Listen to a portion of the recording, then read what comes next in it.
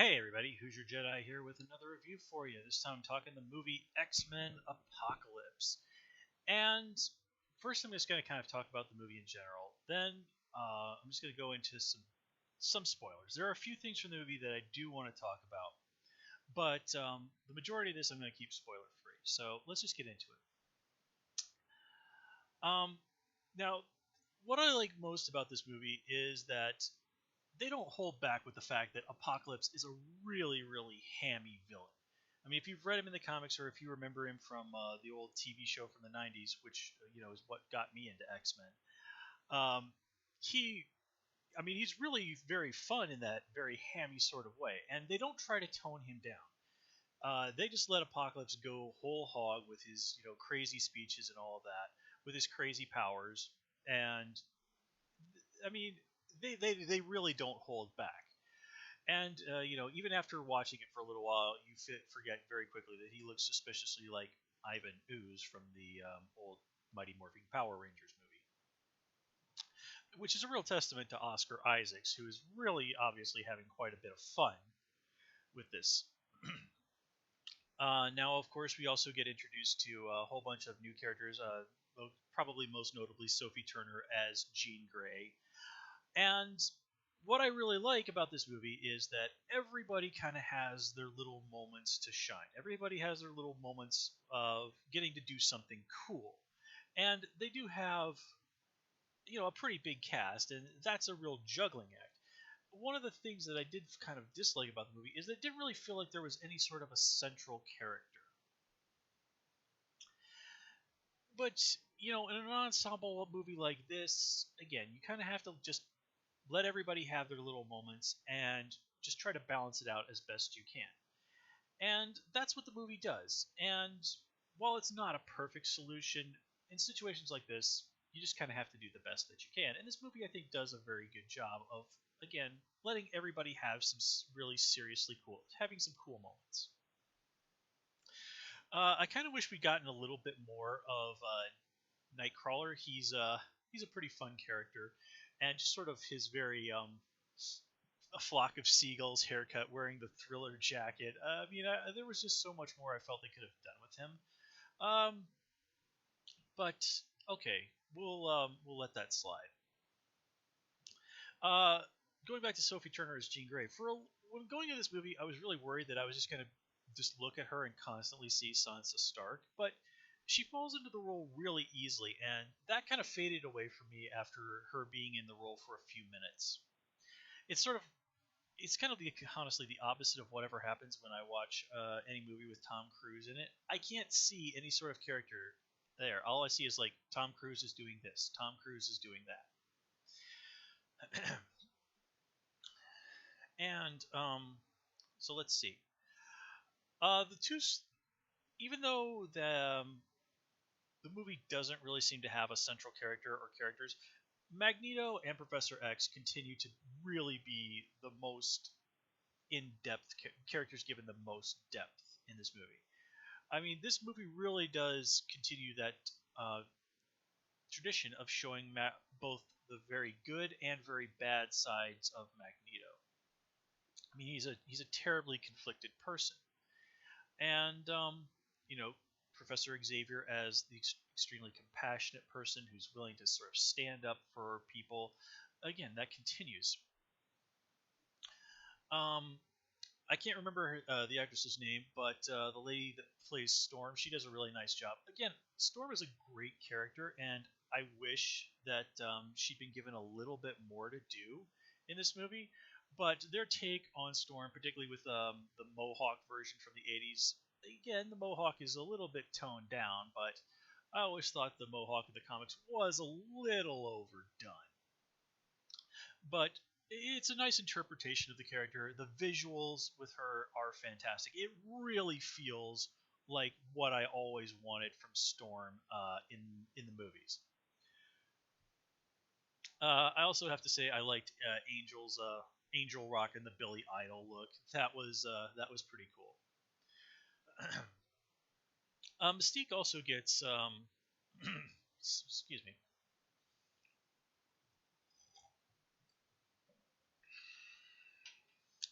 Mystique also gets a lot more of a character arc in this movie than I was really expecting, and sort of the consequences of what she's been up to since the last movie are to me a little surprising, but in a way makes sense. And her reaction to all of that is also, pretty interesting. And by the end of the movie, Mystique is in a very unique place for her as a character in more or less. We've never really kind of seen Mystique in this sort of a situation. Um, well, I don't know if I could in the comics. I guess that's a fair place to say. Let's see. Nothing really huge to say about Cyclops.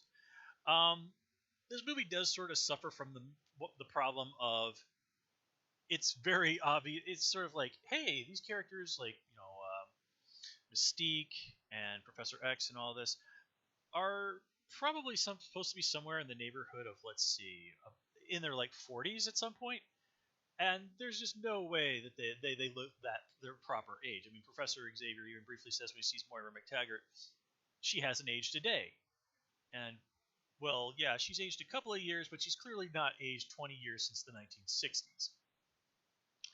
So, I mean, it's one of those things you do just sort of have to let go and run with, but it does feel a little bit absurd. Um, let's see what else.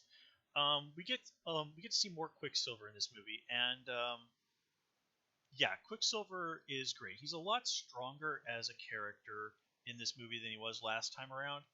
And here he gets to have another one of those sequences where he uses his speed, his super speed, and it's absolutely awesome. I mean, that scene is, I mean, it's just a pure joy to watch. And the fact that they play "Sweet Dreams" by the Eurythmics during this, the same way they played "Time in a Bottle" by Jim Croce in the last movie. Oh, it's great. It is great stuff with him. Um, let's see. Also, another thing I wish we'd gotten a little bit more of Jubilee. She's again another favorite character of mine. But Jubilee, I can kind of understand why they might have sort of left her off to the side a little bit. She always kind of feels more like to me a '90s character, even though she was actually introduced in the comics in 1989. But yeah, Jubilee is a very very '90s sort of X-Men character. Um, Particularly, I mean, no character really quite incorporates the X-Men of the early '90s quite as well as Jubilee in my book. And of course, her sort of, in a way, starting off as the perspective character on the '90s X-Men show, that also helped a lot. Now, they've basically said they're working on another X-Men movie. This one's going to be set in the '90s. Supposedly, Maisie Williams is up for a role in it, which many people strongly suspect will be Wolfsbane. Which, I mean, how fitting would that be, huh? And I'm totally cool with that. So I guess we'll just have to see there. But just kind of wrap things up. All in all, this movie does feel a little thin at times, particularly in the overall arching plot. It really feels like there's this very basic plot, and then there's all these sort of nice little character moments where everybody kind of gets their moments to shine, but the whole is not the sum. The whole is not greater than the sum of its parts. Let's put it that way, which is really what a movie needs to be. And of course, there's also a nice little stinger at the end of the movie. I kind of guessed that it hints heavily, very heavily, as to who is going to be the next big villain, the villain of the next big movie. And yeah, I totally guessed that they were going to go with that character. It made perfect sense. But it was still pleasing nonetheless. So, with that said, I'm going to give you guys a 5 count, and then I'm going to move on and talk about a little bit of spoiler stuff. So, 5, 4, 3, 2, 1. Okay, so some stuff. One thing I didn't like about the movie is the way that pyramid gets destroyed at the beginning of the movie. Who in the world would design a pyramid that could be brought down like that? It's like, wow, how amazingly convenient that all of this machinery was in place. So all these guys had to do was knock over some stones, and they would completely and utterly destroy this pyramid. Who in the name of God would build this thing like this? I mean, it makes no sense whatsoever. Let's see, what else? Of course, we have to kind of talk about Jean Grey manifesting her powers in a way that looks like the Phoenix. Well, I'm sorry, that Phoenix stuff was the biggest bunch of bullshit in X3. Here, it's just going to be, they're not trying to present it as some sort of alternate personality, and I would be really surprised if they were going to try and do something space wise with it. Here, Jean is just so crazy powerful, and then when she really turns it loose, for some reason that power manifests itself looking kind of like a phoenix, which seems pretty silly, but on the other hand, the original story is Jean got kind of possessed by this cosmic entity from outer space that turned her evil and made her destroy a galaxy, like a solar system. So, look, condense that down a little bit. Yeah, I kind of think that's a necessity. Of course, we also get to have Hugh Jackman pop up as Weapon X. Not really a huge surprise. I know some people were like, "Well, wait a minute, what happened to him since last time? Last time we saw Mystique was impersonating Stryker, and she was carting him off." I don't really have a problem like that. I mean, what is she going to do? Keep impersonating Stryker forever? I just kind of figured she just sort of freed him the first chance she got. She said, "Okay, good luck, dude. Later." And then Weapon X just recaptured him at some point in the 10 years between. So yeah, I don't really have a problem with that. Now, speaking of Mystique, it's interesting her having become basically a folk hero to young mutants, and in a lot of ways, kind of the poster girl for good mutants, which is about as far a cry from the Mystique of the comics as you could ever get. Now, their Mystique has sort of dabbled from time to time in being a hero, but it never seems to last, and just exactly how sincere she is uh, in those efforts is up for debate. But Mystique be Mystique, she always kind of reverts to her bad old self sooner or later. Here, by the end of the movie, she's more or less the field leader of the X-Men, and her being a good person is really not in question. She's a genuine hero. I mean, the Jean and Nightcrawler and Scott, they all say to her, "You changed my life." So, I mean, it's a really very different take, but I mean, it's an alternate universe. Why the hell not? Let's do something different with Mystique. Why not?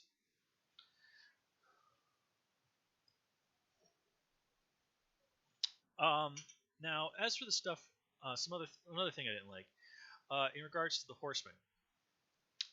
Angel dies. No one seems to care that Storm helped participate in this destruction that killed gobs of people. Uh, Nobody even wants to try and do anything to sort of see Magneto suffer any sort of consequences for having taken part of that. Never mind murdering all of those people in Poland. And they just sort of like, "Oh, hey, hey, Eric, it's me, your buddy Charles. Thanks for helping us save the world. Yeah, why don't you stay here, man?" Like, yeah, nah, dude, thanks. I'm gonna go out there and do my own thing, and I'm probably gonna murder some more people at some point. But hey, thanks, thanks for the invite. Later, dude. I mean, how awesome would it be if they actually did the trial of Magneto in the movies? And I've read that story in the comics. It's pretty good. I mean, obviously a little bit of the product of its time, but it still holds up really well. And then Psylocke just sort of wanders off at the end of the movie. Okay, supposedly she's going to be popping up again in the X Force movie. Okay, I can go with that. And speaking of which, while the visuals on Psylocke were really cool, she has had to be one of the thinnest characters in the entire movie. I mean, besides where she first meets Apocalypse, she says almost nothing the rest of the movie. I mean, her fight with Beast was pretty cool, and I was genuinely impressed by how well Hank did. He really stepped up his game there. But still, it's like, really, that's all we're gonna get out of Psylocke? And why do they constantly refer to her by her code name? Why does nobody call her Betsy? All right, whatevs. And then, oh yeah, again, nobody wants to see Storm suffer any kind of consequences for helping take part. Oh, I think I already said that. Another thing is, you have to, if you pay attention to the credits, that's the only place where you learn that Magneto's wife in Poland was named Magda. And it was a little weird having his daughter being named Nina because that makes me think of Domino. Supposedly Nina Thurton may be Domino's real name or not. I'm not sure if that's 100% one way or the other in the comics. I mean, again, it's sort of a nice take on what happened with Magda, and I believe his first Magneto's first child was named Anya, where they got killed by the angry mob. Here, they both simultaneously managed to get killed by a single arrow fired in dumb luck, which is sort of like, yeah, I don't think that's very realistic, but okay, whatever. It just gives Magneto a chance to kill people with a pendant, which is pretty cool, but again, kind of feels like a rehash of what we saw Ian McKellen do. I mean, we even get to see Professor Xavier sort of recycle that line of, I feel a great swell of pity for any soul that comes to this school looking for trouble. The X-Plane, it's mentioned, comes up out of the basketball court. And okay, I can understand throwing in some nods to the original X-Men movie, which was a pretty good movie. I mean, when I was seeing that one for the first time in the theaters, I was like, oh my god, somebody finally did a really good version of Marvel characters. We had a couple of good DC movies by that point, but not very many. So yeah, and let's see what else.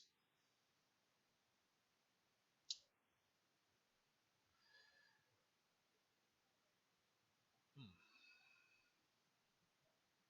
Well, it is kind of interesting the idea that the Cold War would have more or less taken a pretty dramatic turn in 1983 with the disposal of all the world's nuclear weapons, but somehow I have the feeling we aren't going to see any radically different consequences of that when they get around to the 90s movie, which, yeah, doesn't really make sense, but okay, let's go with that. Whatevs. Um, yeah, oh yeah, there was one other thing I did want to mention. Again, I was looking through the credits, and there's this bit where they mention, people who for some reason did voice work on these movies. Not really sure where they would have been doing voice work, but I noticed known voice actor Lex Lang was once again in the credits. He's been in the credits for like the last two X-Men movies too, and I just always remember him as being the voice of Sanosuke Sagara. Oh, can't talk. From the English dub of the old Rurouni Kenshin anime. Now he's done a lot of other stuff besides that, but that's the one role of his that always sticks in my mind. And I always get a big kick out of it whenever I see voice actors doing live action stuff or working on things outside of the animation industry. Uh, I got a really huge kick out of seeing Christian Potenza on an episode of the Murdoch Mysteries, which, if you've never heard of it, is a really enjoyable Canadian TV show, kind of 1800 CSI, if you would. But anywho, long and the short of it, like I said before, it's an enjoyable movie. It's just a movie that feels a little thin on the overall plot, but does a good job of giving its characters. Everybody gets their little moments to shine, and well, they've certainly made worse X-Men movies than this. Uh, X3, X-Men Origins Wolverine. Yeah, is that the one with Maverick in it? Yeah, I think that was. Oh yeah, and them totally wasting Ryan Reynolds as Wiggles. Oh my god, yeah, that's the one. Oh god, that had to be that was such a terrible movie. Man, I really hope they do a Deadpool I really would love to see a Deadpool versus Wolverine movie. That would be badass. But anyway, I think we're going to call it here, guys. As always, please comment, rate, subscribe, and of course, you can follow me on Twitter at Hoosier Jedi, and join me on Tumblr at Jedi Reviewer. Till next time, take care and have a good one.